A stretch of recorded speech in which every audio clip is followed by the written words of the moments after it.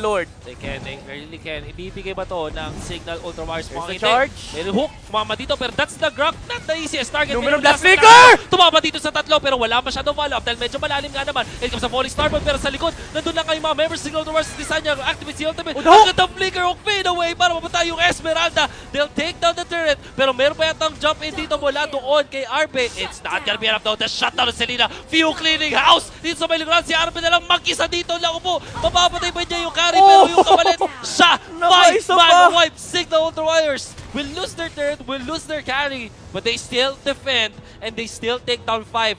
And ito na yung Signal Ultra Wires factor. Maka-isang team fight lang tayo, ma-team wipe lang, re-recta sila ng objectives. This is their strongest point. Kapag nanalo sila ng team fight, they always translate that into objectives. So happy with the Emperors. Yes, you have gotten the turret on the top lane, pero kabahan na kayo. Nasa harap na ng base nyo, yung Signal Ultra. And they even activate yung Courage Mask nila dito. Happy Fate Emperors will lose that turret. Amazingly done mula sa Signal Ultra Wires. Sabay pick up pa dito ng double Oracle para may pangontra sila sa Esmeralda. And Signal Ultra Warriors, you can really never count them out. Sige, sabihin mong bigay mo yung lead sa kalaban, pero hindi. The Comeback Kings. Hindi naman sila tatawagin Comeback Kings for nothing. Exactly. Ang ganda sana nung initiate ng Happy Feet Emperors sa may top lane, hindi lang na-time yung charge na maayos from the Aljus. Kasi ang hinihintay nila doon is pag napatay ng turret, doon na papasok yung charge ni Aljus. And disrupt yung team fight, tatalon yung Esmeralda. Unfortunately, ang ganda ng pasok ni D. Talagang hiniwalay niya, in-isolate na, naiwan yung Esmeralda nung pumasok siya with Falling Star Moon. And Ison, sabi niya, sige, sakripisyo mo yung Akai, ihuhook ko pabalik yung Esmeralda. And that was the start ng pagbagsak ng Happy Feet Emperors. Yako trying to run away. Pero syempre, makakatakas dito. You have to take note, Kuya Midnight, talagang kapitbahay ko tong mga to. Naka-execute yung Hayabusa natin. Execute wins games, guys. Tama naman, Great tama performance. naman. Tama naman, pagkatapos ng ng shadow kill, pwede mong i-execute. Remember, HP-based yung execute. Pero this is interesting si MP on the Esmeralda, he picked up a Genius Wand, over-concentrated energy, and kung ano bang item gusto niya. They want to burst down heroes as soon as possible. There you go. So, meron siyang Athena Shield. meron siya Athena Shield. Actually, yaman niya overall. I would have preferred Oracle, to be honest, for additional shield absorption. Well, the thing is, gusto mo rin magkaroon ng shield for your own. Yeah. I guess, especially if you, pag mapaburst down kasi may potentially. Like, for example, merong mga malalakas sa burst, like Desanya and Few, meron silang burst against the Esmeralda. So I guess yung accumulation of shield with Athena might work. But all in all, take note pa rin, Capitolio boys doing it good. Execute wins games. Yep, execute wins Ganito kami games sa indeed. Capitolio. Talagang kahit sinong hero ini-execute. Palmon execute, let's go. Let's go. Let's go. Pero nag-aabang na si Mr. V. I really like this play mula sa kanya. Aabangan niya lang pakita yung Signal Ultra Warriors. Mamatay man siya, may immortality siya rito. May immortality siya, diba? Yeah. Meron. Does have the immortality. Like I said, mukhang mag-lord dito ang Happy Feet Emperors. Pero nandito si D. Minamatahan mga members, pero din sa kanan, kita nyo sila si Mr. V trying to look for the good angle. Hayabusa running away into safety. Pero walang mangyayari around this Lord area. This Truncheon on Truncheon. Naka-Truncheon na rin siya. Winter. Yep. Truncheon. So, during the Breath of the Ocean ni Kadita, kung tamaan man siya, wala siyang pakialam doon. And at some point, ang hirap na patay ni Selene. Kasi meron na siyang, number one, meron na siyang invulnerability. And sobrang mobile pa niya. Yeah. This is starting to be the late game na alam natin na sided sa Signal Ultra Warriors, pero meron pa rin ng Happy Feet Emperors courtesy of their Aljus. Esmeralda, late game din ay hindi mo pwedeng take for granted. I think that Esmeralda, as long as hindi siya yung unang mapapatay, in a sustained team fight, he can really dish out so much damage. Kaya kailangan lang niya dito ang bantayan is the carry for sure. Because the carry will melt her down. Nonetheless, kahit pa sabihin mo meron siyang unlimited shields dyan, ako, hindi niya kayang patayin ng isang carry. And yung Esmeralda late game factor, kasi sinasabi natin kiteable siya, is kapag may mga heroes na ang gusto sustain battle. For Signal Ultra Warriors kasi hindi sila sustain dito eh. Gusto nila pag nakuha na yung team fight, may hook sila, makakapatay sila isa, then all in. Kailangan matapos kagad yung clash. Kasi nakita natin kanina, di ba? Kahit nanalo na yung Signal Ultra Warriors sa first clash, yung re-engage ng Happy Feet Emperor sobrang taas. You have a Selena na talagang maghahabol at maghahabol hanggat may nakikita siyang hero. Ito na. Ang close ng ating laban, of course, Signal Ultra Warriors. First, look at the sabi ni damage. Eson, Hinarangan! Rockback but does have the flicker. Gets Yes, away! me. Falling Star muna, pwersa na nga dito, pero na-stun muna si D. Numino Blast, kinasala pero patay na. Esmeralda Oh, no! dito. Ang gandang Numino Blast, but it's not gonna be enough. They will take down Eson. Yaku medyo in trouble. Hurricane Dust will not save him. 2 down already. Side signal Ultra Wire. Sinapon nila si D. Ito na si Few. Pero mukhang whatever si D. Tumalon muna. Ang gandang knock-up naman nun. Ang gandang stun naman nun. Actually, coming out from Disanya, saving this team fight for the team. If it weren't for that 3-month stun mula doon sa Kadita, ubos na yata sila doon. And it's not even that. Happy Feet Embers, they knew na kaya nilang labanan yung Signal Ultra Wires at that point kasi nung nag-charge yung Aldous, nakita niya ang layo ni Hayabusa, ang layo ni Few. And sabi ni Esmeralda rito, sige, okay lang, magpapakamatay na ako, pero ito hindi pa tapos yung laban, lalaban pa. Oh, Si they take Signal down Ultra Wires si dito. Dina. Lalaban niya sila dito. Hindi pa na sumunod blast. Kinasala for the second time. Lalaban Oh, si Disanya look at dito. the Ang Kadita! gandang tension. Mabubuhay ka ba? Mukhang hindi. That's gonna be a kill. Wala kay Aljus and they will take down the Kadita. Few in here still. Wala. Meron pa rin siya ultimate. By the way, they with the lockdown. It's gonna be the ultimate. Wala kay Hayabusa. Pero kulang ng damage. It will be enough. However, for the Aljus, yung dalawang takay, buhay na buhay pa. Pero yung Aljus, patay na. They wanna go for Mr. V. Meron pa siyang immortality, so he will die for the first time. The Rockback will not save anyone as they suppress down the Lolita. Si Few, yung isa na yung target dito. Isa pa kung wala kang takas, Mr. V. Oh, shields, hindi effective yung bulwark dyan. Will just back down. Wala siyang pakialam doon sa Grok. It took them so much time, but at least they still defend the Lord. Signal Ultra Warriors, sabi nila, ako ang bahala. Few and Disanya.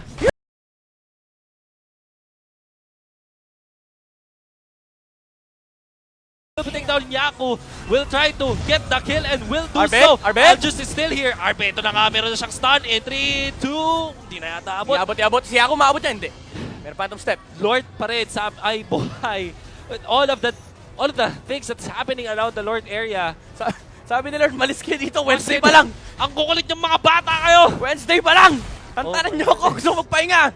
Wow. Pero, eto Kuya Wolf, Few and Disanya, ito yung sinasabi natin kanina eh. The reason why Few is a very stable player on the side of Signal Ultra Wires, even though ang laki ng mistake niya na nahuli siya kanina doon na nakapag-teamfight na yung Happy Feet Empress and ang layo niya, sabi niya, ako bahala kay RB, papatayin ko siya. Makakasupak sana si RB dito, makaka-lifesteal sana, pero tinimingan niya na maayos si Shadow Kill alongside the dance from D. And this is again Signal Ultra Wires, ganito lang talaga sila kagaling mag-ML.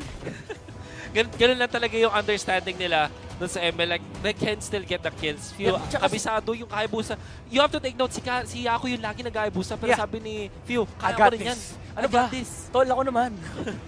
si Disanya, Kuya Wolf, ang laking problema ni Tan kanina pa, tong Selena na to sobrang taas ng damage niya. Sabi niya, sige, mga kaibigan, ako bahala kay Selena. Patayin niyo yung mga kapit niya. Wala akong pakialam kahit mamatay ako, basta walang arrow. Kasi tinatanggal mo yung sustain battle ng Happy Feet Emperors. Again, ang gusto ng Happy Feet Emperors dito is yung sobrang tagal na teamfight kasi nga meron sila Selena. Once you eliminate that, lalaban at lalaban sila Disanya. Oh no! Yaku actually getting hit pero mukhang bait yata. Bait lang yata. Lumin Plus walang tatamaan dito except from D. Isang tangke na walang pakialam. Wow, that was scary. A little bit scary para sa Signal Ultra Warriors. A few actually fighting one member. Ito na naman si Lord. Kinukulit na naman nila. Kinukulit nga na naman nila dito. Tamang ikot lang. They don't have the Luminous Blast anymore. Hindi sila tatamaan ng stun. Twilight Armor para kay Eson dito, which is great against the Aljus. Will try to jump in. D, konting stun lang gamit yung kanyang blender into the 1,000 pounder. Mr. V jumping in para kay Disanya. They will go for D this time pero napakakunat ng ating Akai. Eson, medyo magte-take na damage. Medyo masasaktan nga naman ang ganda ng guard. Yung black tayo pero hindi yata ng isa! Nag-ultimate na nga dito but it's not gonna be the Hurricane. That's also committed. The Grok goes down first and Yaku free kay MB. MB goes down kahit may shields. They jump in forward. They will take down the carry. Eson is low. Sinabak na ka ni Aljus dito. Selena gets the last hit. Disanya, makakataos dito pero si D nasasaktan. Grabe na yung sundan ni Armin dito. Pero sa likod, nandito si Few buwibi yung taka pero okay lang dahil nakakuha siya ng execution doon. And Few activating the ultimate will get another nakamula kay Disanya. They will take down the one for the first time. Arbe? Immortality para sa Arbe. Nako po, kumakati na nga. Few nakatakas pa, will not pop the immortality. Disanya still wants to fight for Mr. V, but Mr. V kahit ba very low health to. Magkakara siya ulti dito. And there is the Aljus with the ultimate going for Disanya. Meron pa siya trunch. Oh, nice Disanya! trunch! Meron pa stun, meron pa truncheon dito. Pero hindi umabot! Sayang! Hindi na kinaya. That's Arbe.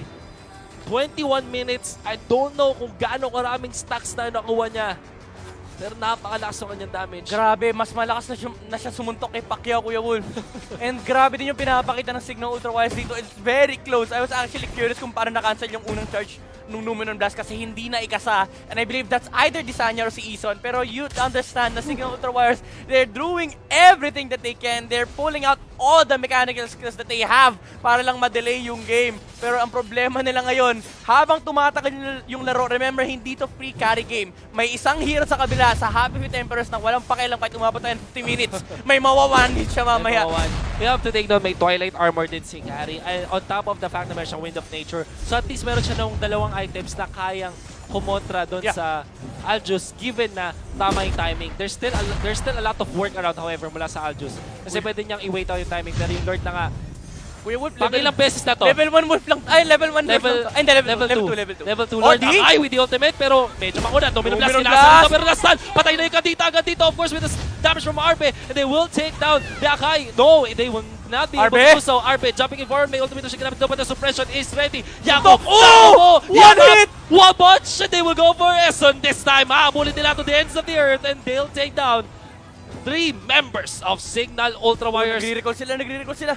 Recall Few, napa-ultimate dito but the truncheon is ready. Few, nakaabang na rin, wants to go for the kill onto Tan. Tan gets away. May magandang stun, tumama dito sa dalawa pero si Few, naku po, ang lakas na masyado na kanya damage dito. Hindi tumama yung Numen Blast, so they will take down the ground for the first time and Few wanna go for more. Yung ating Aljus hindi pa rin tumumunta sa laban, they will sacrifice their Grok. Jumping in, Esmeralda, hindi tatama. Few, naku po, kinasa na nga dito.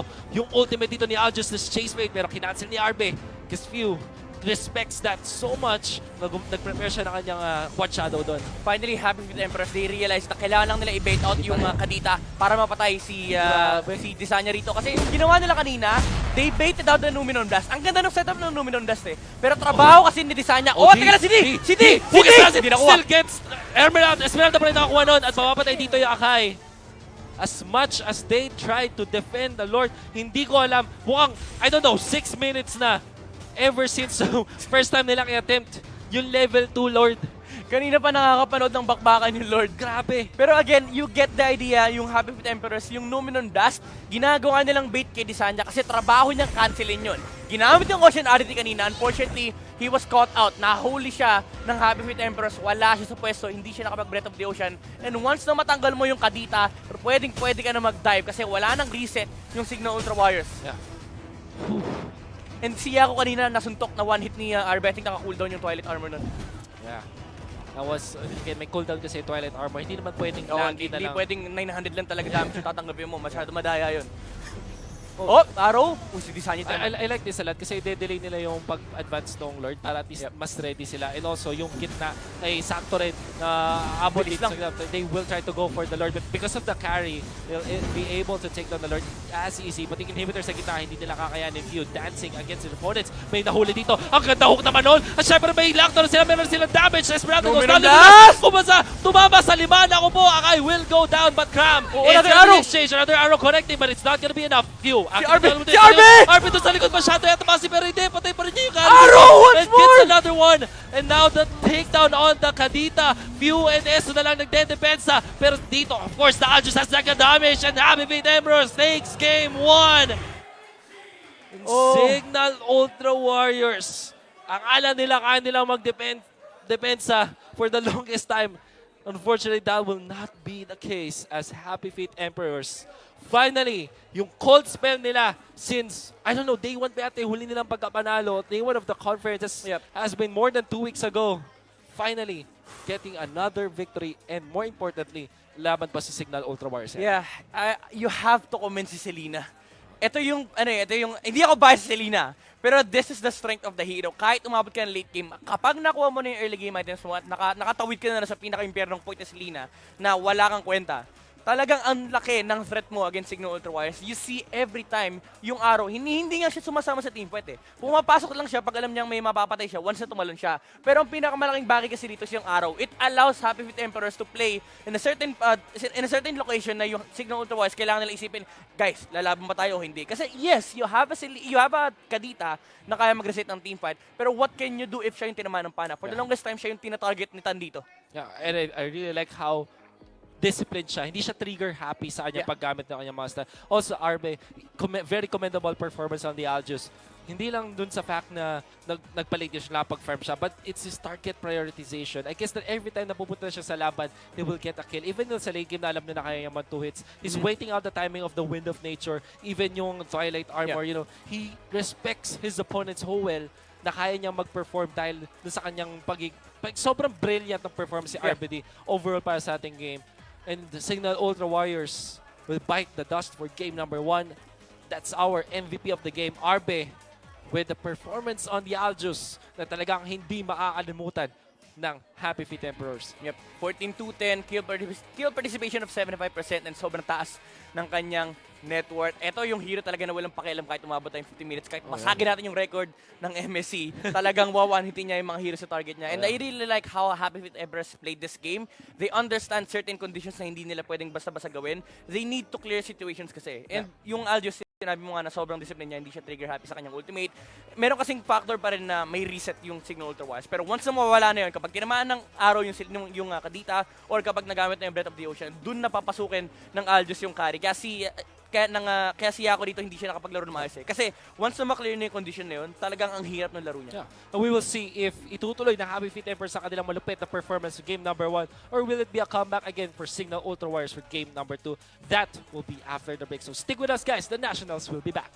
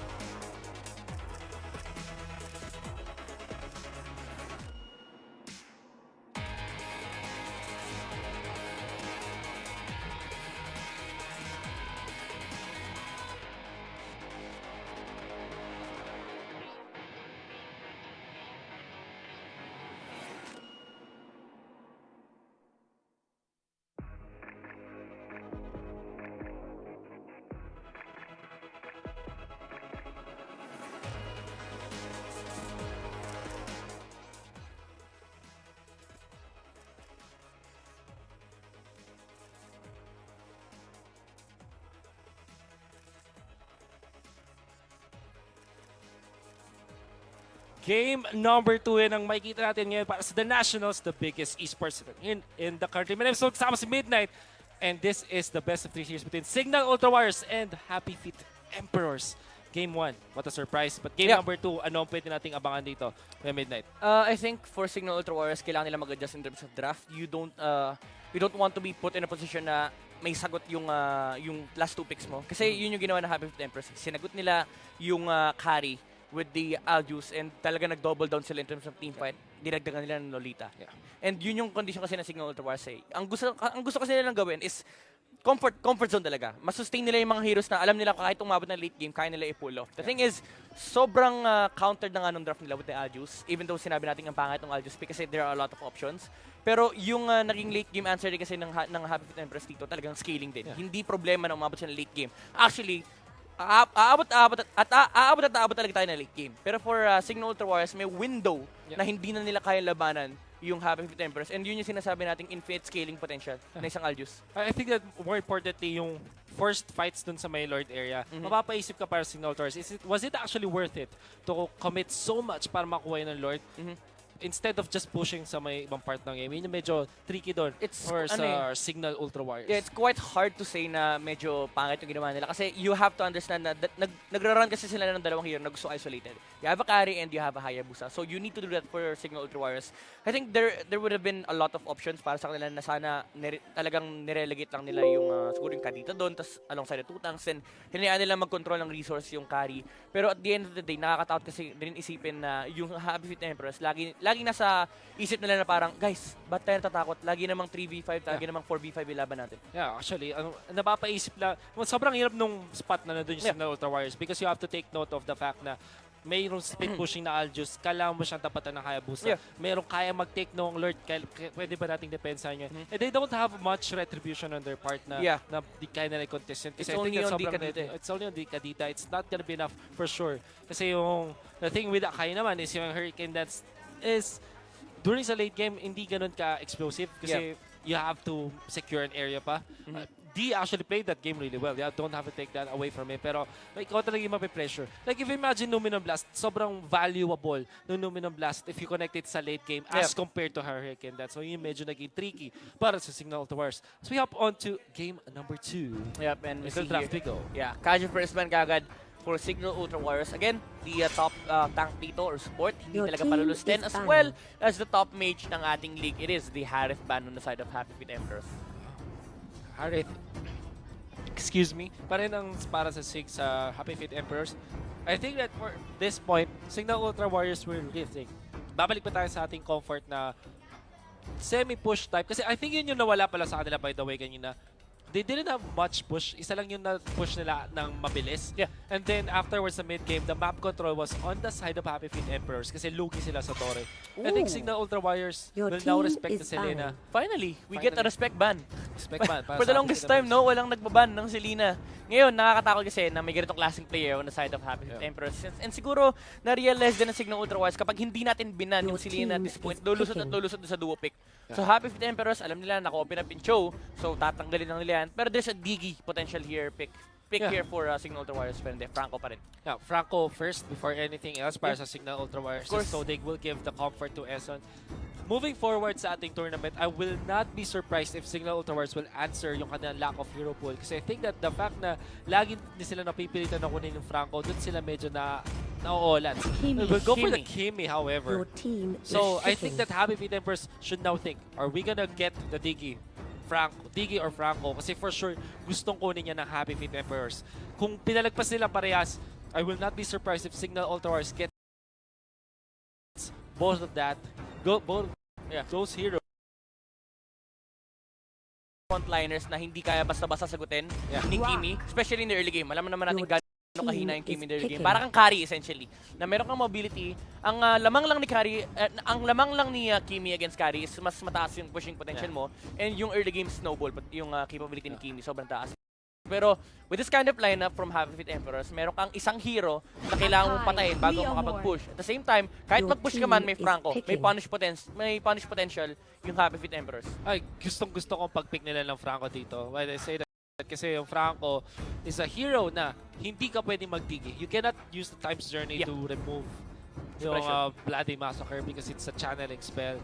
And then, syempre, it's a comfort pick para sa Signal Ultra Warriors. So, now yung Franco, parang dalawa yung nakuha niya. Deny pick doon Your sa team is Franco ng Signal Ultra Warriors. And more importantly, isa siyang heads-up play para hindi makontra ng Diggy. So Diggy and Franco will not be on the hands of Signal Ultra Warriors. Lunox secure ng Happy Feet Emperors because it's one of the strongest heroes out there. And Signal Ultra Warriors will go back to their roots. They will go for the Leomord para kay Yaku. And then you have the Kimi Few. Yeah, pero it's still very scary for Signal Ultra Warriors. Yung Lunox, it's very typical na sagot kay Leomord. Reason why is that alam naman natin playstyle isang Leomord talagang hihiwalay sa mapa yan. So ang problemahin lang ng Happy Feet Emperors dito is yung malitirang apat. And even though kahit sumali na yung Leomord,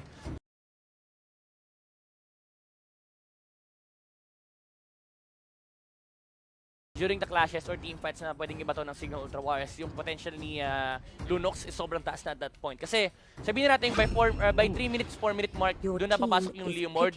Pero what if sobrang taba na ni Lunox? Kasi kakainin niya yung natitirang apat eh. This is gonna be so hard for Signal Ultra Warriors dahil na-secure yung Granger. Lunox Granger burst down para doon sa whoever the target is para sa Remember may Franco. So may automatic pag nahuli dyan, 1 down agad. 1 down agad. Hindi ka magulat dito if Happy Feet Emperors will jump in with the Franco tapos suppression agad tapos i-commit with the Happy Feet Emperors. Instant -1. Pero sabi ng Signal Ultra Warriors, hindi pwede yan. Meron tayong Minotaur para mag-cancel nga naman ng mga ultimates dito from Happy Feet Emperors, the AoE control. You have the Gushon. There is a way. Alam mo yung mga pro players, masaya si Desanya because I had a chance to talk to them. They actually like Gushon laban sa Lunox. Yeah. Kasi reason behind that is parang parang Gushon versus Kadita. Diba? For the longest time, we understand na ang hirap maglaro ng isang Gushon kapag may Kadita kasi may reset factor na nga. At the same time, yung damage output sobrang taas. Si Lunox, it works the same way. Ang problema lang is may way kasi si Gushon para mapatay yung Lunox. Pero may way din si Lunox na mapunish yung Gushon. And mamaya i-discuss natin yan. Baka makita natin in this game itself. We will see because Desanya is one of the top Gushon players out there na hindi masyadong pinapakita ng Signal Ultra Warriors when it comes to those times na kailangan na kanilang ilabas ang Gushon ni Desanya. Perform siya ng maganda actually. I don't know kung ano yung kanyang pipilin. Some of the Gushon players nowadays will opt for the mystery shop, yung sulit card. Pero I know Desanya, medyo classic yung kanyang way. Traditional na magic Mas worship. gusto niyo yung reliable eh. Kasi the thing about mystery shop is kapag umabot ka ng late game, medyo nawawala yung value niya. Wala talaga And yes, sabihin natin yung magic worship dito, medyo nawawala din yung value. Pero sobrang taas kasi ng snowball potential mo. Yung burn damage in the early game, hindi joke yun. And nakikita naman natin, di ba, for the longest time, may mga heroes na namamatay due to the burn. Yeah. Dagdag mo pa yung damage ng lightning truncheon. Lightning truncheon, of course.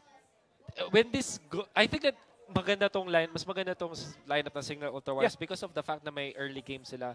And like we said, kanina, ang pinakamalaking factor was they don't have the towers. They don't have the turret control. They don't have the map control. But this time, meron naman silang key.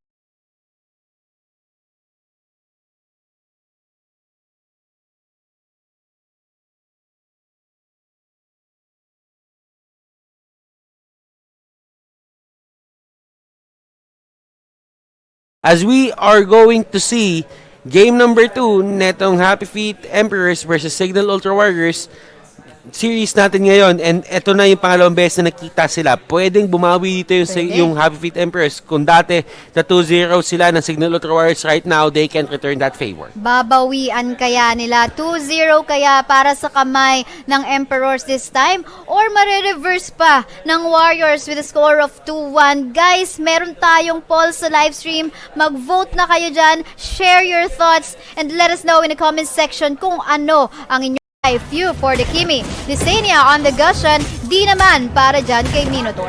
For the side of Happy Feet Emperors, it's going to be MB on the Granger, Tan as the Lunox, Mr. V, Franco, Arbethams, and Cram on the Grok.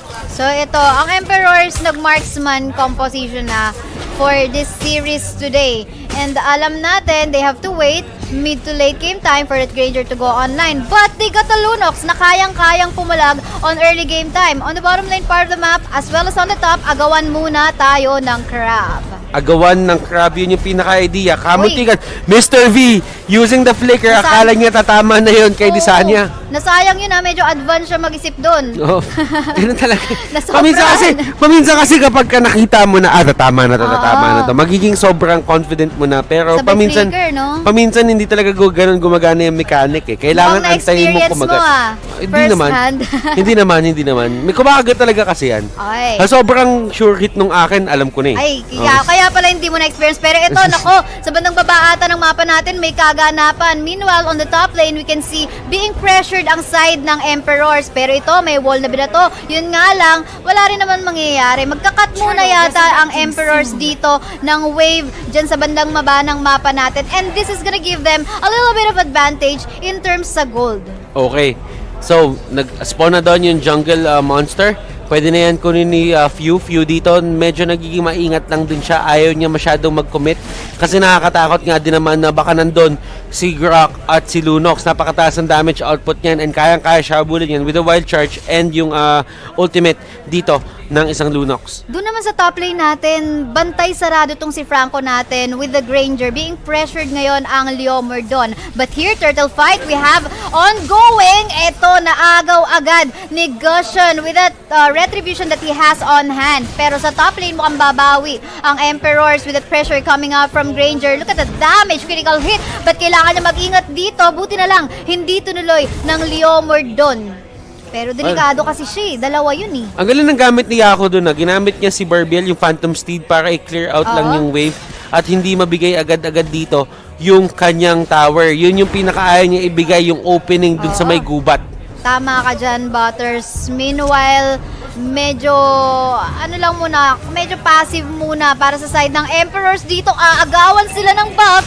4 members rotating coming from the side of the Warriors. Mukhang hindi na makakontesto ng Emperors. Pero yun nga lang, bumawi naman ang Emperors sa top lane natin. Getting the tier 1 turret onto the top. Pero ito, nako, si Arbe mag-isa sa bot. Nako, magte-teleport pa sana. Mamba out ka muna, dong. Dito si Arbe na burst. Oh! First blood agad para dyan sa Gusion ng Warriors. At ito, libreng tore to para kay Few. Using that Kimi, de-defend sana ni Cram. Pero delikado na eh. Kailangan na lang bumack up. Pero, Oy! nako, The dash Sultan. in, dash out, napabalik, the hook in, nandun, and Yako will just go down. Nakita mo kung gaano kabilis yung kamay, yung daliri ni Disanya sa pagbato. Sumasabay pero sasabay din dito agad ang Emperors to defend their mid lane turret. Pero yun nga lang, grabe naman yung Minoan Fury natin dito. Nahuli, dalawa. Double kill mapupunta kay Disenia. Hindi pa rin sila tapos. They're gonna get this tier 1 turret onto the mid. Si Arbe na pabakaway na lang din daw. Dito sa top lane, hindi pa sila tapos. Granger as well as Franco, pe-pressurein pa rin to. They want that position sa top as well as the mid. Dahil dyan nakaposisyon ngayon ang pangalawang pagong ng laro. Hindi na nagbibiro dito yung Signal Ultra Warriors. They're getting their game. They're getting yung ulo nila papasok ulit ng game. And right now, the turtle is being secured by the side of Happy Feet Emperors. Pero walang pakialam yung Signal Ultra Warriors. Ang sabi ng Signal Ultra Warriors dito, kunin nyo yung gusto nyo kunin. Dito kami sa objectives na kailangan namin, which is the turrets. Yes, indeed. 3 tore na ang bumagsak sa side ng Emperors. Meanwhile, buo pa halos ang side ng Warriors dito with them just losing 1 turret onto the top. And dito, sa lagay natin, maganda na yung position sa mapa ng Warriors natin. And Retribution will be used there just to secure. And right now, I'm seeing a fight happening at top. Kasi medyo umiikot, sabihin natin naglalapit ang mga maglalaro natin dito. Eto. Mga manlalaro, pareho lang naman eh. Yes, eto may nahook na naman tayo dito. Mr. V getting that hook. Namatay si Ace. On tuloy bakbakan, free hitting onto the back view. At eto na nga, Granger still finding his way. Ay, 4 man! Oh! Being landed. MB has to back away. Double kill para kay Few. And clear naman ang minion wave dito. Onto the top. May nahook dito. Sabay ilalim sa tore. Mr. V will not survive. Salamat sa backup ni Yako. Isipin mo yun, ang binakapan yung tank. Ang binakapan yung tank. Oo. And nakita mo yung ginawa doon. Yung ginawa doon ni Yaku. Nung nakita niyang binabanatan ng tower dito si D Oo. o si Eson. Si D ba o si Eson? Si D Basta yun. isa sa tank, yung Oh. si D.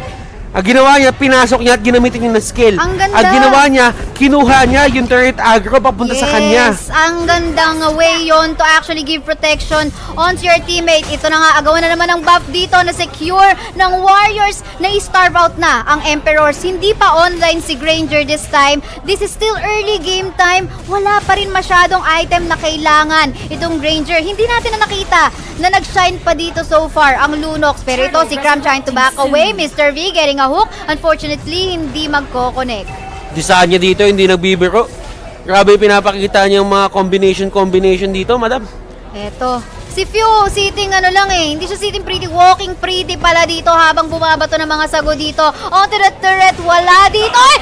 Another 4-man minuwan Fury dito sabay.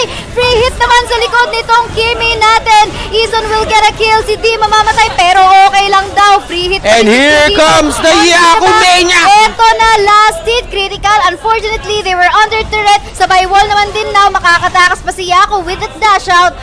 Magandang resulta to para sa Warriors. Okay, so ngayon, medyo things are getting out of hand para din sa side ng Happy Feet Emperors. You have to check kung ano nga ba yung pinakaginagawa nila dito. Cram with the Guardian's Barrier, Lunox dito with the Truncheon. Pero ang kailangan natin isipin dito is yung Lunox is becoming a non-factor and Yako dito with the Shake and Bake. Shake and bacon. At ito na nga, makikita natin dito, one more turtle getting secured by Team Warrior. Actually, kanina nakikita natin yung mga turtle na secure siya ng Emperor. Pero this time, dahil maganda na yung map control ng Warrior natin, libre na silang makapag-objective. Okay, so, madam, ito na yung pinaka-idea natin dito. The Hunter Strike is on the side of MB. Pero the idea is Tan isn't really getting the best game. Looking at the score right now, it's at 1-3-2. And alam natin na early game time pa lang, Lunox supposedly okay na yung damage niyan eh. Pero yun nga lang, with the farm, dahil na starve out sila, nakita natin kanina, Warriors, inaagaw nila yung mga jungle monster ng Emperors. Hindi na sila makahabol. Pero ito, 1v1 sa taas, level 10 versus level 10. Tignan natin kung sino ang maglalast longer.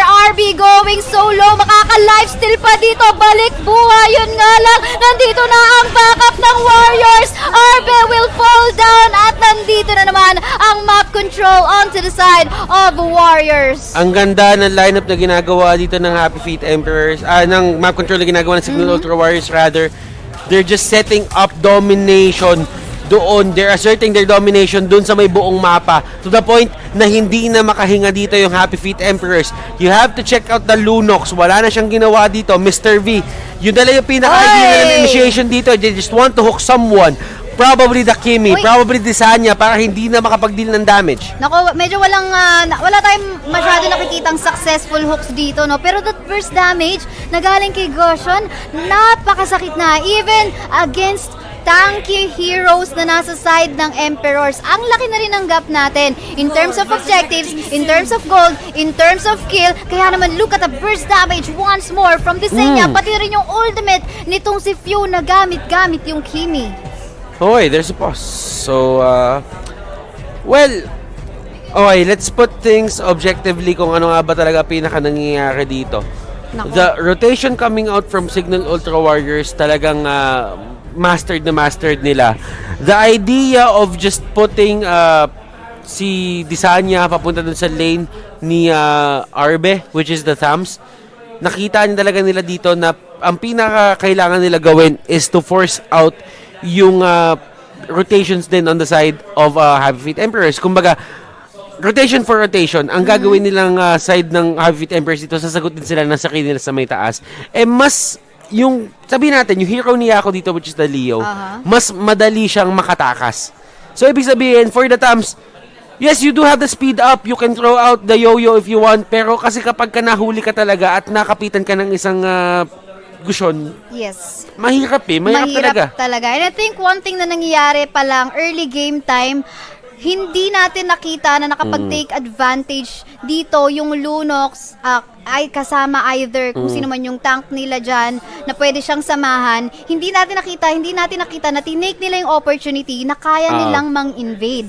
So sila yung in-invade, sila yung kinat, and Yes, Doon yes. sila nakulangan. Hindi sila makapag-online ngayon. Walang damage coming up from the Granger as well as the Lunox. Yeah, yun talaga eh. Grok wasn't really used to their advantage. Hindi din nila nagagamit yung hero ni Mr. V ngayon, which is the Franco. Parang ang pinaka nangyari lang doon is makakahit siya ng hook, yes. Pero, anong target? Sinong target? Kasi, Yung eto bush. pwede kong i-hook yung kahit sino sa inyo. If I get the tank, do you think that Wala rin really getting the damage. brutal massacre on the tank, magiging solid ba yon or magiging sulit ba yon para Parang- dun sa isang skill mo na may 20 second na cooldown halos? Ito pa ang delikado. Pag na-hook mo ang isang Minotaur, sabay may rage, Minoan Fury landing sa inyo. Yun yung pinaka-abutin nyo doon. And that's the thing about the builds dito na ginawa ng Signal Ultra Warriors. Kumbaga, yung, in terms of item builds din, alam din nila kung paano ka-counter. And well, I do think na lahat naman dito Lahat sila alam. ng players, alam nila kung anong kailangan nilang gawin. The idea is to just get the Minotaur hook doon sa side ng kalaban, hindi na kailangan tumalon kasi pinatalo na siya ng sarili niyang kalaban. Oo, pinapunta na siya doon. Pero ito na nga, Blade of Despair, meron na sa kamay ng ating Granger. Ang tanong, magiging sapat ba yan para, alam mo yun, to deal damage against the members of the Warriors in here. But the Warriors currently have a very good position onto this level 1 Lord ng laro natin. Being zoned out, mga miyembro ng Emperors, ayan si D, bantay lang dito, hindi kayo makakalapit. At the same time, nakakapag-ipon din siya ng rage dito, habang pahit-hit lang ng konti. Sobrang favorite yan, pero doon may nahuli sa may likod mga Oy! kaibigan. And Yaku getting caught out. RB dito nagkahulihan. Si Feud, ay! Oh! Free hit na naman po si Feud dito. Look at that kill. Coming out from the Gushon as well, Mr. V. Trying to back away. RB nag-flicker out. Sabay, hindi na rin naman makakatakas dito. Tamang pwesto muna si Desenia, pero okay lang yan. Sila na raw ang tatapos ang mga sago nitong si Feud na wipe out ang Emperors on that fight na nakita natin on the Lord area. From the Lord area, papunta sa top. Doon ganun kahaba yung laban nila. And few with the Kimi.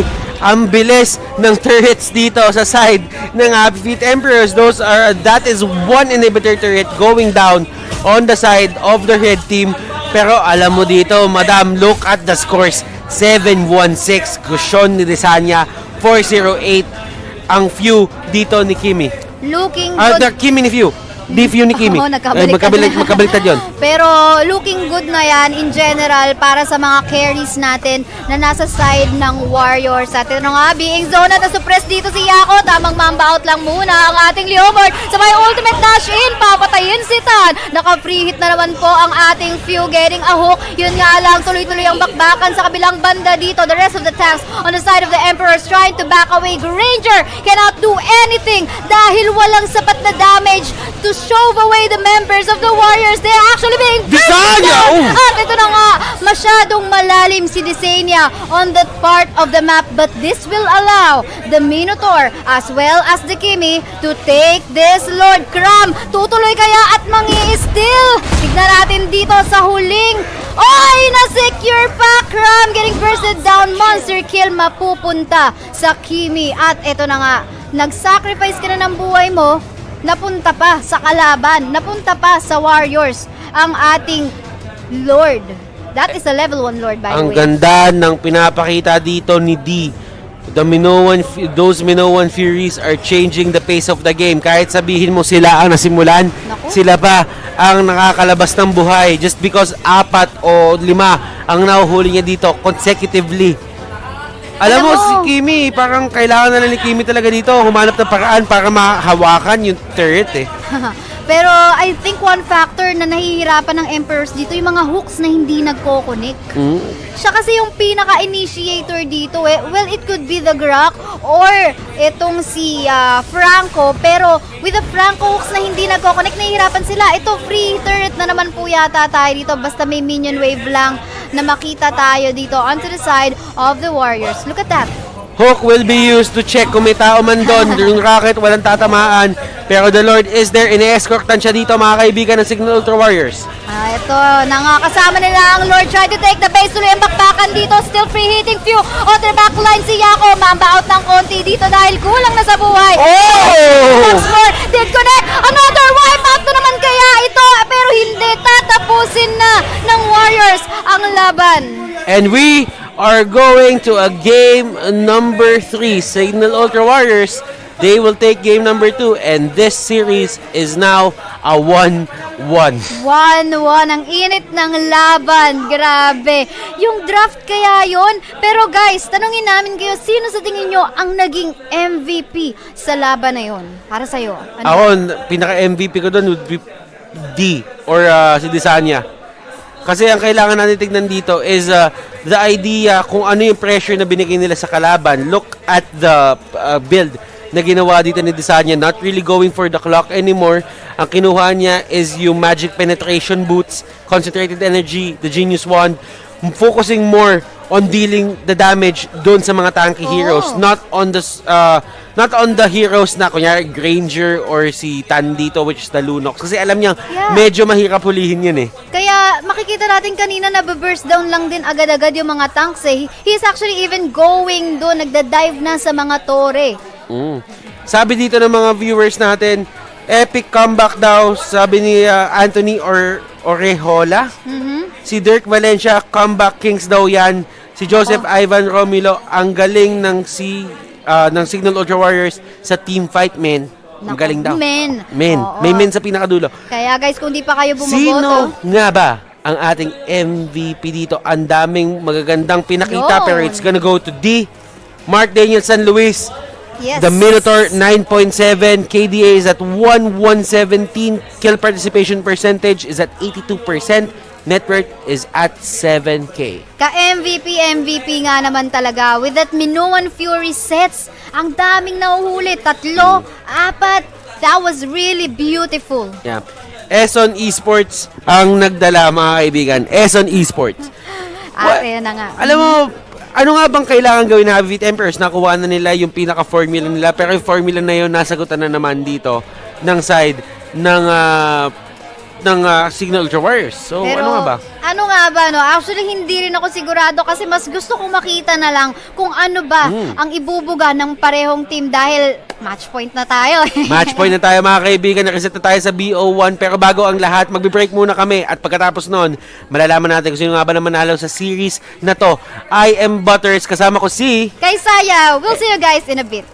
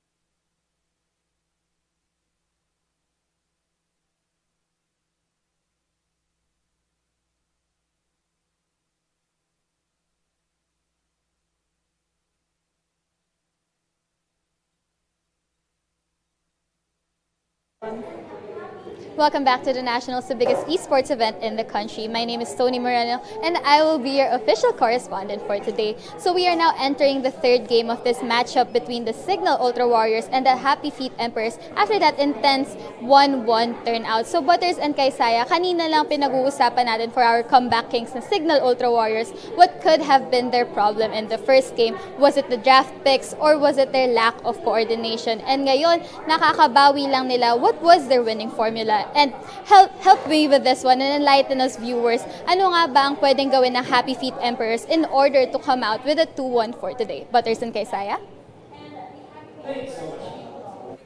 Maraming salamat, Tony. And para sa akin, kailangan nila i-secure dito uli yung Selena. Selena They kaya have ulit. to find a way para makuha yung Selena na yon kasi yun yung pinaka nag-set ng tempo nila kanina. It wasn't the Aljos kasi yung Aljos dito kailangan niya pa humanap ng far or time para mag-farm or kumuha ng stacks. Pero for that Selena, as early as level 2, pwede na siya magbato ng isang abyssal arrow at kapag nagawa niya yun, that is going to be the game changer para sa side ng Happy Feet Emperors. Magandang initiation. Pero kung mapapansin mo, no, second game kasi binanian ng Signal Ultra Warriors. Kaya naman siguro dun sila nakulangan ng pang-initiate. Trinay nilang kuhain yung Franco para pampalit sana para sa Selena in terms of initiation capability lang. But unfortunately, the hooks weren't as effective kumpara sa nagawa ng Signal Ultra Warriors. And I think this time,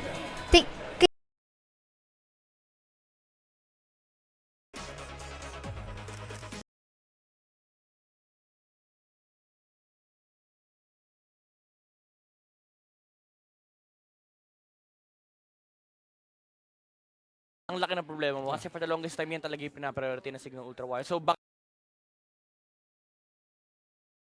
makita natin next game and hindi expect ng Happy Feet Emperors. For the side of Signal Ultraman, just don't let the Selena through. Ban mo na. Kasi ito yung hero na na parang jackpot. Kapag hindi gumana, talagang stomp against Selena. Pero kapag gumana naman, it's very hard to fight against the hero kasi sobrang taas ng scaling mo, not in terms of the net worth, not in terms of your power, pero in terms of team fight. Sinabi natin, ang takbo ng ML early game, it's the resource control. Pagdating ng mid game, yung mga sustained battle, sila Esmeralda, sila Grok, and pagdating ng late game yung lockdown. Kapag tinamaan ka ng araw, ang laki ng problema mo sa late game. And actually, mas maganda kung 4 pa ang tinatamaan ng Aston. Siyempre, with the Minoan Fury. Pero Kimi, I like this a lot from Happy Feet Emperors. They actually banned out I would say the core of the lineup of Signal Ultra Warriors in the previous game. Sabihin na natin maganda yung performance si D, pero yung talagang hinge or yung core, yung anchor ng Signal Ultra Warriors was the Kimi, and it will be instantly banned out at Selena agad para sa Happy Feet Emperors, knowing how well this guy performed in game number 1. Diggy Grok, or Diggy... I think Franco Diggy. Yeah, Franco Diggy. Actually, Grok Franco? Grok is gonna be great. Grok Franco will be great for Signal Ultra. Grok is really good against Selena kasi at the very least, you reduce the yung capability ni Selena to invade the jungle. At the same time, you can start invading with your own. And isama mo lang yung isang mage mo alongside the Grok, and magkakaroon ka na mataas na early game potential. Pero hindi, mas gusto nila Franco carry. So ito na naman, similar lineup ng game 1, carry alongside the Franco. So baka ganun din yung gagawin ng each of Emperors dito. Baka kunin na nila yung Esmeralda at this point. Or even the either Hellcurt or Aljus. Yeah, I think Esmeralda makes so much sense in this game. And I think Grok is no longer an option para sa Happy Feet Emperors, knowing that they will still go for the Grok this time.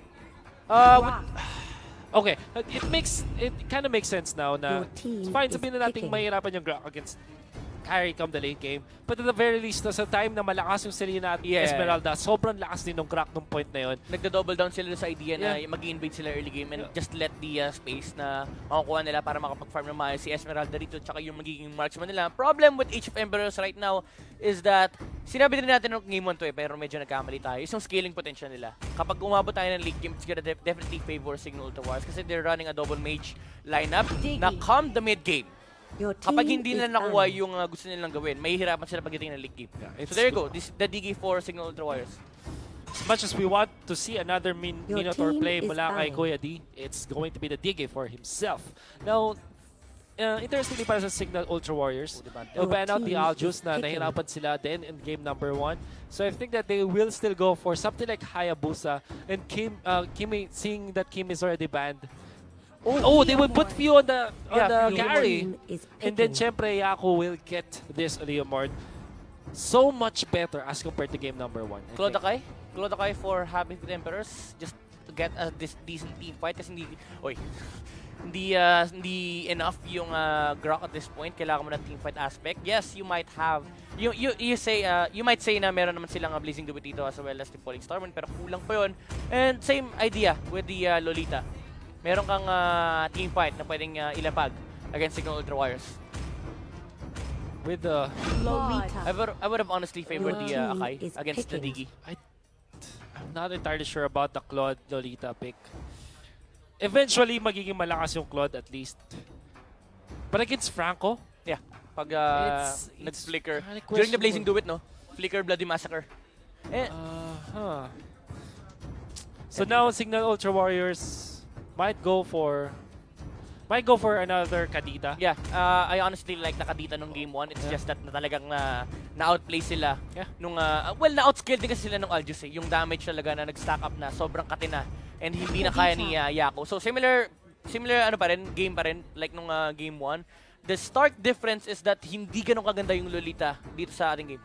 So it's gonna be the Kadita ulit with the Franco na makikita natin ulit yung mga rotations mamaya na sobrang bilis. I think that they will have to stick to their previous na rotations around the jungle kung saan yung Signal Ultra Warriors kinukuha nga hinuhook nga nila yung Papa Buff kasama si Balanab, di ba? Pag magsasamahin nila. Tapos i-stun ni Kadita ng dalawa. Yung, di ba kasi AOE nga yung stun niya. And then eventually you take the jungle from there. Kanina kasi nag-ultra switch sila kung saan yung nag-switch yung mid laner tsaka yung off lane nila.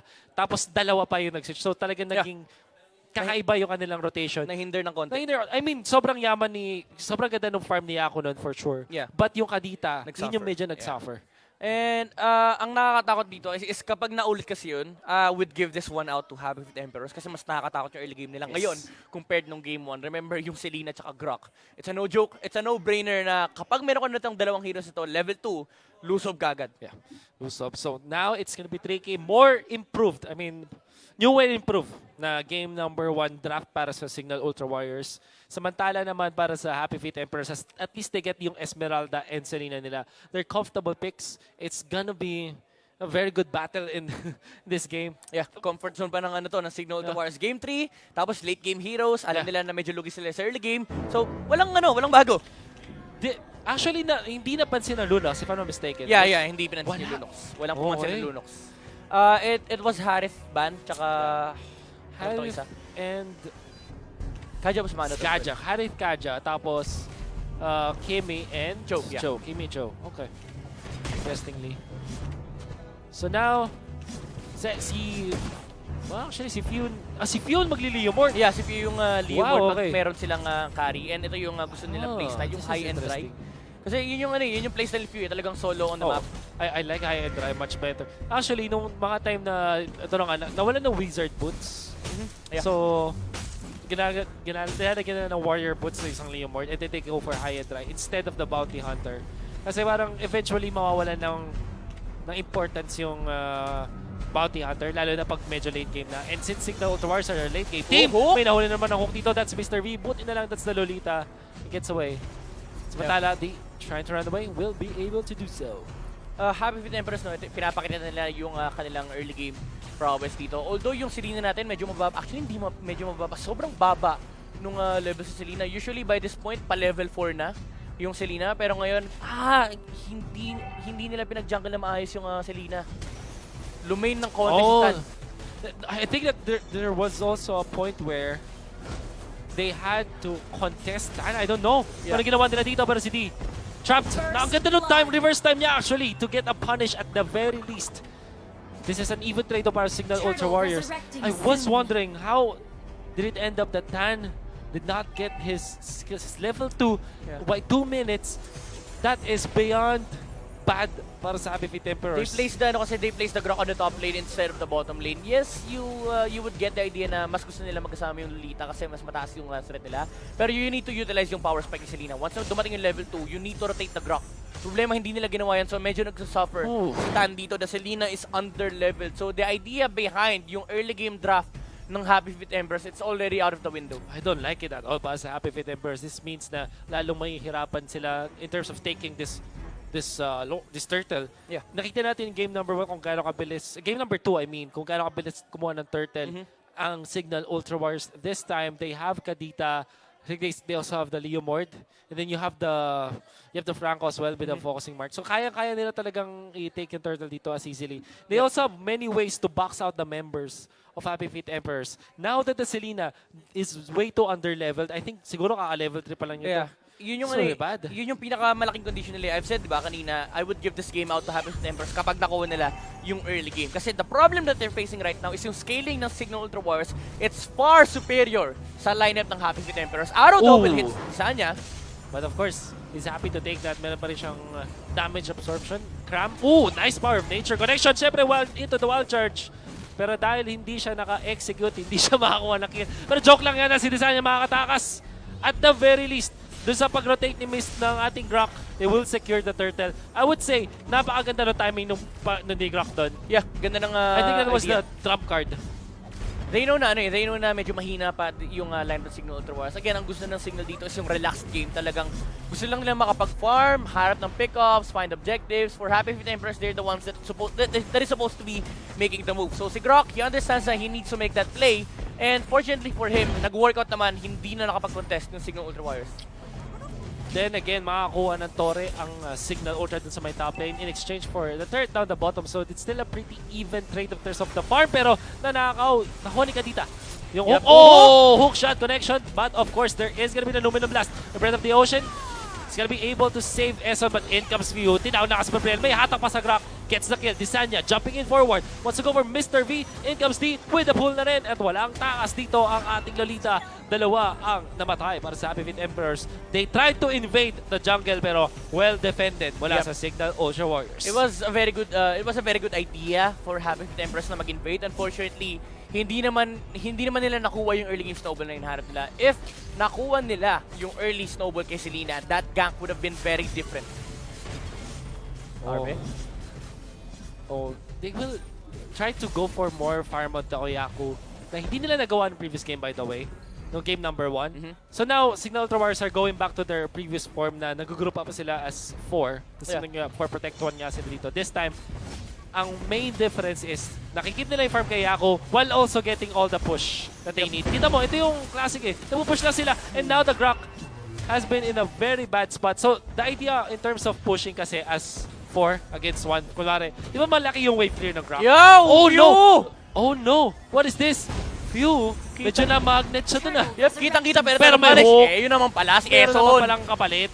Hook City, One for mga one. kaibigan, and si Mr. V mapapatay dito. Medyo tumatagal lang pero mapagkuha niya dun sa Grok. Sabay pa na namatay yung turret. So Yes. Signal Ultra Warriors, it's them realizing na anong ginagawa mo dito? Yeah. I think that everybody should understand the weight of that kind of mindset, diba? Yep. So lahat ng mga top players dyan, promise, huwag niyong pansinin yung hero nagpo-push. Patayin niyo lang yung Torre. And then, tsaka kayo kumuha ng kill. Yep. Yun yung sinasabi natin na if there are certain conditions na kailangan nyo muna clear them out bago nyo gawin yung objective na yun. And for Signal Ultra Warriors, kailangan lang nila mapatay yung turret. And kung nakaharang man yung Grok sa susunod na objective, kaya na nilang patayin yun. This is interesting dahil this is the turtle, 6-minute turtle na nakikita natin ngayon na dito si D. Nakita nila si Cram. Sulit ang power of nature. Nako po, may wall charge pang kasama. Kita na timing actually. Pero habol pressure ni Yako. Look at Yako! The counter, of course, with the sprint gets the kill. Dominant blast. Gonna hit Times all journey. the minutes. It's gonna be the turtle na punta sa Lolita. Times journey is more than enough, however. At nahatak nila si Mr. V dito, RP. Bumarel ng 2 beses pero sabi niya, naku po, hindi ko pa na ito kaya. Ito na si View, naka-sprint, habol na habol yung Claude.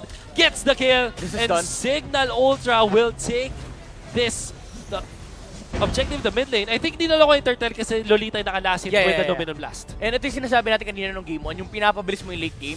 And yung kondisyon kasi ng Happy Feet Emperors para fair yung match is makuha nila yung early game snowball. Ngayon, hindi na nila nakuha yun. So effectively, yung timing ng Signal Ultra Warriors dito, nag-fast forward. And ngayon, you're already seeing Akari na may 5,200 net worth, lalo pang lalaki yan. And they're already heading towards the late game. Happy Feet Emperors, wala pa sila sa mid game. This is a really different take mula sa Signal Ultra Warriors comparably sa game number 1. Same idea, pero different execution. Hindi Eson? tumama yung Iron Hook dito. But it's Arrow. okay. They wanna go for Cram.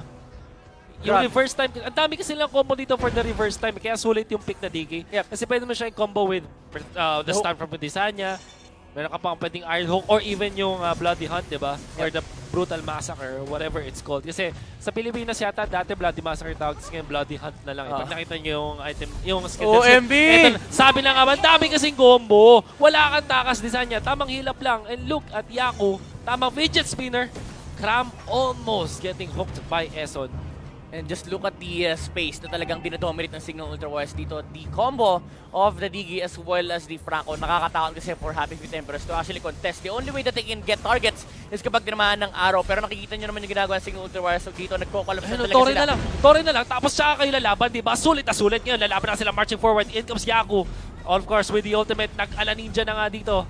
And will not get anything. But at the very least, nakuha sila ng Tore. Kuya Wolf, 2 Tore yung pinabagsak ng Signal Ultra Wires dito. Wala silang pakialam Wala sa silang kahit pakialam. anong hero.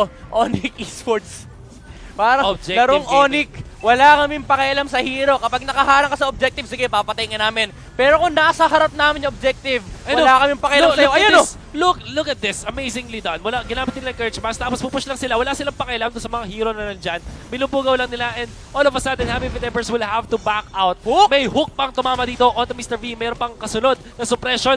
The first time activated na rin. Pero sabi ng Signal Ultra, di naman natin kailangan Arrow, lumaban.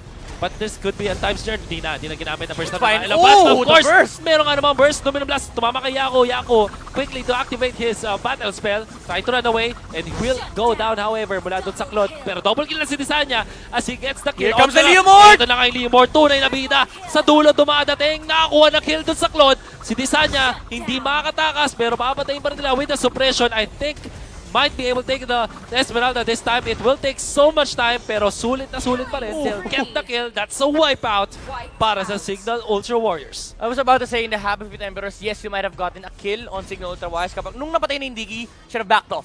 Re-respetuhin I agree. mo yung I lineup ng agree. Signal Ultra Wires dito. They have so much damage. Napatay mo si Yaku, yes. Yung Leomord though, paparating na. Oh. And all of a sudden, Signal Ultra Warriors lamang na sila ng 8,000 with Few just farming heavily. Dati, nilalagay nila si Few dun sa role na siya yung magpa-farm. Yeah. Tapos si Yaku yung nagpa-farm ng isolated. Pero this time it's Few. Oh, Signal Ultra Warriors getting so much out of their highly mechanically skilled players by giving them a lot of farm. And tingnan mo yung ginagawa ng Signal Ultra Wires dito. They know na hindi nila kailangan Nako lumaban. po, Talagang space out Esmeralda lang, pa yung nahook! nahuli. Tinawag na nga si Barbel dito. MB is gonna go down pero yung kapalit, it's gonna be the Diggy. They'll be able to take him down. Andiyan si Naku po, Kadita. tinaman nga lang para pero si Few, Disanya. lalaban pa rin. Meron na nga silang tulong dito ni Disanya. Kram, hinahabol dito nung nakakabayo, pati nung itlog. Tumapatay ba? Makakatakas for this time but Mr. V will not be able to do so. Triple kill para sa ating Leomord. And this is the strength of the Digi pick ng Signal Ultra Warriors. Medyo one-dimensional yung gusto nilang gawin. Let Happy Feet Emperors engage. Kapag nagamit na yung Time's Journey, okay lang mamatay si D. As long as napapatay ng Signal Ultra Warriors yung key targets dito. And nakita natin, even though ang layo ng Kadita, the damage was still enough. So ganito nakalakas yung cores ng Signal Ultra Warriors. Nililinis na yung base ng Happy Feet Emperors. Tamang Courage Max lang. Ubus na mga inhibitor. Oh! May hook shot flicker. At syempre, katapusan nyo na. In comes sa Time's Journey. Napatay pa nila. Dito yung Glot. Now jumping onto Cram. Numinum Blast. Kinakasa dito. Pero may tataman ba? Isa lang. That's only Yaku. Almost taking down Disanya pero hindi Walang magiging enough. namamatay. Katapusan mo na Mr. V and Signal Ultra Warriors. Mukhang secure na ang Game 3. And they'll get 2-1 in this best of 3 series. Well, took them long enough. But Signal Ultra Warriors will still get the game. Comfort zone, Kuya Wolf. Game 1, matalo tayo. Okay lang, Signal Ultra Warriors. Wala kaming pakialam kahit talo kami. We are gonna come back from any type of situation. Nakita naman natin gaano kagaling yung mga players. Sobrang galing ng talaga nila mag-ML. More than anything else, however, meron tayong takeaway dito para sa Happy Feet Emperors. Yeah, for Kahit sure. pa sabihin natin natalo sila, I think that this is a big confidence boost. Kasi natalo nila yung isang top team. Top 2 Yeah. team even. Doon sa ating bracket, natalo nila for 1 game at the very least. Yep. Pinahirapan nila. It's the same thing na sinasabi natin for STIE Olympics. They have what it takes. Nakakaisa sila sa mga teams natin na supposed to be talagang sila lang dapat yung naglalaban. Pero right now for Happy Feet Emperors, we finally saw na andun kasi yung idealization nila ng draft. Nandun din yung execution. It's just a matter of what do you actually do with it? Nakita natin nung game 1 yun, ginawa nila yung trabaho nila. And game 2, game 3, they just fell short. It's because of the superior understanding ng Signal Ultra Warriors. Pero definitely, they're still up there. Nandun pa rin yung chance nila na manalo against Signal Ultra Warriors. And I think it was more than evident in game number 1. Let's see nga lang kung paano nila gagamitin yung kanilang panalong 1 game against Signal Ultra Warriors moving forward sa ating bracket. For Signal Ultra Warriors, at least they get 2 more points. I think palapit sila ng palapit dun sa rank number 1 ng ating bracket. But they still have to work for more. I think that for Signal Ultra Warriors, ang kanilang main takeaway after this game is hindi na sila dapat nagpapatuwan. They might need a lot of 2-0s moving forward if they still want to secure the top spot. MVP of the game, it's gonna be Yaku. 6, 1, and 8 ang kanyang score with this carry. I would have to give it to D, honestly, yung digi natin. Medyo one-dimensional, I understand na pindutin niya lang yung times journey tapos na yung trabaho niya. Pero that's what makes the line of Signal Ultra Warriors very hard to fight against. Kasi yung gustong gawin ng Happy Feet Emperors is pick off, pero yun din yung gusto mangyari ng Signal Ultra Warriors. Once na pumasok ka, kukomit lang ni D yung times journey, okay lang, sige, patayin mo siya. Pero hahabulin namin kayo kasi wala team fight. Yeah. And nakikita natin para overall na team effort ng Signal Ultra Warriors was the fact na nahanap nila uli yung comfort zone nila. Kasi game number 1, I think that talagang sabihin na natin natalo sila sa mga engagements. I think that hindi dapat sila nagpaabot sa moment na ganun nakalakas yung Aljus by actually controlling the map. Parang result na lang yung kanilang weakness sa game number 1 nung hindi nila pag-take ng objectives. We will know more about what the players think, especially kung sino man yung ma-interview natin mamaya because Signal Ultra Warriors will be the winners of this series. Mamaya, after this, it's gonna be the courts and reports. So wag na wag kayong alis dahil magbabalik ang The Nationals.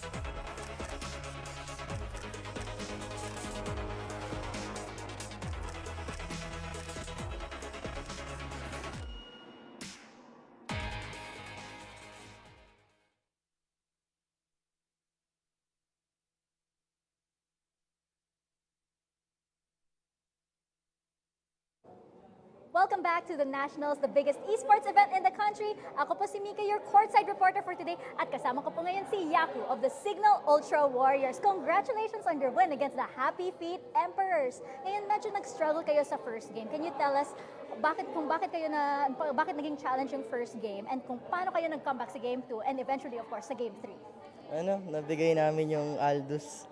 Tapos nag-late game. Pag nag-late game yun, ang last man untok nun. Kaya nahirapan kami ng game 1, tapos yun yung kinatalo namin.